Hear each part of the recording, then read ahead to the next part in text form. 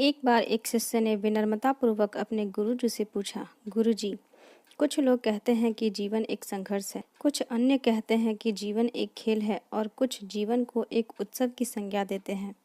इनमें सही कौन है? गुरुजी ने तत्काल बड़े ही धैर्यपूर्वक उत्तर दिया, पुत्र, जिन्हें गुरु नहीं मिला उनके लिए जीवन एक संघर्ष है। जिन्हें गुरु मिल गया है उनका जीवन एक खेल है।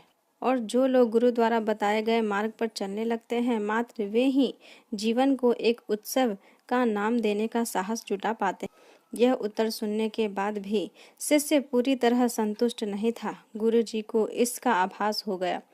वे कहने लगे, लो, तुम्हें इसी संदर्भ में एक कहानी सुनाता हूँ। ध्यान से सुनोगे तो स्वयं ही अपने प्रश्न का उत्तर पा सकोगे। उन्होंने जो कहानी सुनाई वह इस प्रकार थी।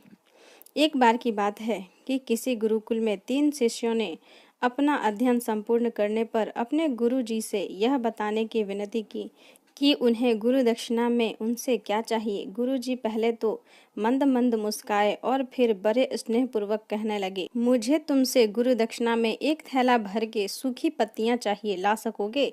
वे तीनों मन ही मन बहुत प्रसन्न हुए, क्योंकि उन्हें लगा कि वे बड़ी आसानी से अपने गुरुजी की इच्छा पूरी कर सकेंगे। सूखी पत्तियां तो जंगल में सर्वत्र बिखरी ही रहती हैं। वे उत्साहपूर्वक एक ही स्वर में बोले, जी गुरुजी, जैसी आपकी आज्ञा। अब वे शिष्य चलते चलते एक जंगल में पहुंच चुके थे, लेकिन यह देखकर कि वहां पर तो सूखी पत्तियां केवल मुट्ठी भर ही हैं, उनके आश्चर्य का ठिकाना ना रहा। वे सोच में पड़ गए कि आखिर जंगल से कौन सूखी पत्तियां उठाकर ले गया होगा। इतने में ही उन्हें दूर से आता हुआ कोई किसान दिखाई दिया। वे उसके पास पहुंचकर उससे विनम्रतापूर्वक याचना करने लगे कि वह उन्हें केवल एक थैला भर सूखी पत्तियां दे दे। उस किसान ने उनसे क्षमा याचना करते हुए उन्हें यह बताया कि वह उनकी मदद नहीं कर सकता, क्योंकि उसने सूखी पत्तियों का ईंधन के रूप में पहले ही उपयोग कर लिया है। अब वे तीनों पास में ही बसे एक गांव की ओर इस आशा से बढ़ने लगे कि हो सकता है वहां उस गांव में उनकी कोई सहायता करे। वहां पहुंचकर उन्होंने एक व्यापारी को देखा तो बड़ी उम्मीद से उससे एक थैला भर सूखी पत्तियां देने के लिए प्रार्थना करने लगे, लेकिन उन्हें फिर से एक बार निराशा ही हाथ लगी, क्योंकि उस व्यापारी ने तो पहले ही कुछ पैसे कमाने के लिए सूखी पत्तियों के दोने बनाकर बेच दिए थे। लेकिन उस व्यापारी ने उदारता दिखाते हुए उन्हें एक बूढ़ी माँ का पता बताया जो सूखी पत्तियां एकत्रित किया करती थीं, पर भाग्य ने यहाँ पर भी उनका साथ नहीं दिया, क्योंकि वह बूढ़ी माँ तो उन पत्तियों को अलग अलग करके कई प्रकार की औषधियां बनाया करती थीं। अब निराश होकर वे तीनों खाली हाथ ही गुरुकुल लौट गए। गुरुजी ने उन्हें देखते ही स्नेहपूर्वक पूछा, पुत्रों, ले आए गुरु दक्षिणा? तीनों ने सर झुका लिया। गुरुजी द्वारा पूछे जाने पर उनमें से एक शिष्य कहने लगा, गुरुदेव, हम आपकी इच्छाएं पूरी नहीं कर पाए।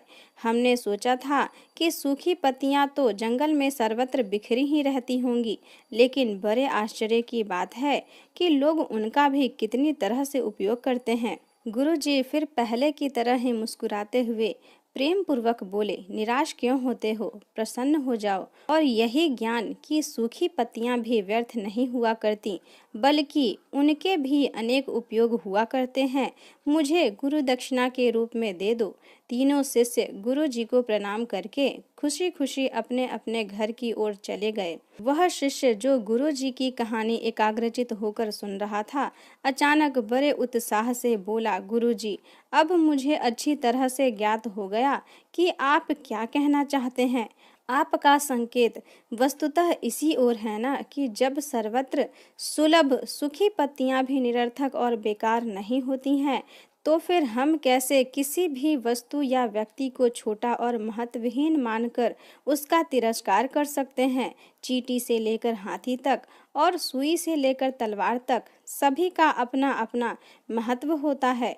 गुरु जी भी तुरंत ही बोले, हाँ पुत्र, मेरे कहने का भी यही तात्पर्य है कि हम जब भी किसी से मिलें तो उसे यथा योग्य मान देने का भरसक प्रयास करें, ताकि आपस में स्नेह, सद्भावना, सहानुभूति एवं सहिष्णुता का विस्तार होता रहे और हमारा जीवन संघर्ष के बजाय उत्सव बन सके। दूसरे, यदि जीवन को एक खेल ही माना जाए तो बेहतर यही होगा हम निर्विक्षेप, स्वस्थ एवं शांत प्रतियोगिता में ही भाग लें और अपने निष्पादन तथा निर्माण को ऊंचाई के शिखर पर ले जाने का अथक प्रयास करें।